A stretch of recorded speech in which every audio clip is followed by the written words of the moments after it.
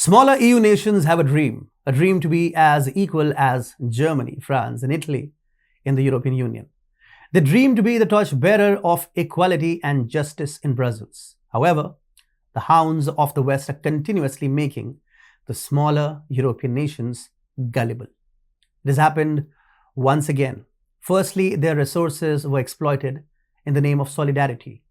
Now the EU is literally stealing away their sovereignty and rights in Brussels. The mission of Spitzenkandidaten and the pan-EU election plans are now officially off the table. Hi and welcome to TFIGlobal, the foreign affairs and geopolitical analysis arm of the TFI media group. I'm the group founder Atul Mishra. Let's begin. According to Euractiv, the EU Parliament is gifting EU nations a very unpleasant surprise this Christmas. Reportedly, the EU Parliament intends to formally kill off plans for transnationalists and Spitzenkandidaten, or lead candidates, at the 2024 European elections during next week's pre-Christmas summit in Brussels. As per a leaked draft seen by Euractiv, discussions within Council indicate that there is no unanimity in favor of the European Parliament's proposal as it stands. Reportedly, a majority of delegations oppose the key political innovations earlier proposed by the European Parliament, and there are serious concerns in respect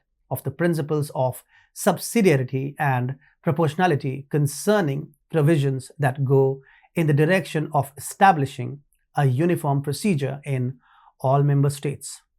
The decision comes as a shocker to EU lawmakers who had thought that this was their best opportunity to date and enshrine something they viewed as crucial measures to Europeanize the elections for the European Parliament in 2024 and break the trend of low voter turnout. In addition to the current 705 seats in the elected chamber, European Parliament earlier this year announced that it would create an EU-wide constituency to elect 28 transnational seats, therefore granting more leverage to Europeans to elect their preferred candidates for Brussels. However, Brussels' current leadership is killing the plan even before formal inception. EU governments are also expected to reject other demands made by MEPs, such as lowering the voting age for European elections to 16 and mandating that polls be held on the same day throughout the EU's 27 countries. This is comparable to India's ongoing proposal, One Nation, One Election process, in which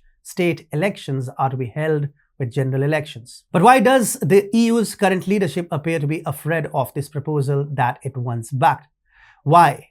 Well, which emperor would want to leave his kingdom under public pressure? The proposal was introduced at a time when there was very little anti-incumbency against the current governments of Europe. However, after the Ukraine war, people are enraged by the misery that has been reckoned upon the people of Europe. The fuel prices are high, and so prices of other essential commodities have also skyrocketed.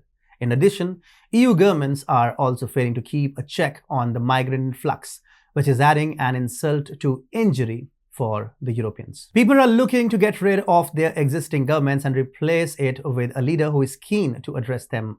A similar phenomenon was seen in Italy, where Italians vehemently elected conservative Giorgia Meloni, who is a staunch anti-EU leader. A conservative government that is said to be a fierce opponent of the European Union was also elected in Sweden. Additionally, the ruling SPD in Germany suffered a shocking loss in their strongholds. People want to elect leaders who will express their discontent with the current system of government more vocally and actively. This goes for both EU and the concerned country. And this is what the European Union Commission and EU lawmakers fear. They believe that right now, people will not hesitate to vote them out permanently, and this could give conservative parties like the ECR and ERP more clout and support of the people.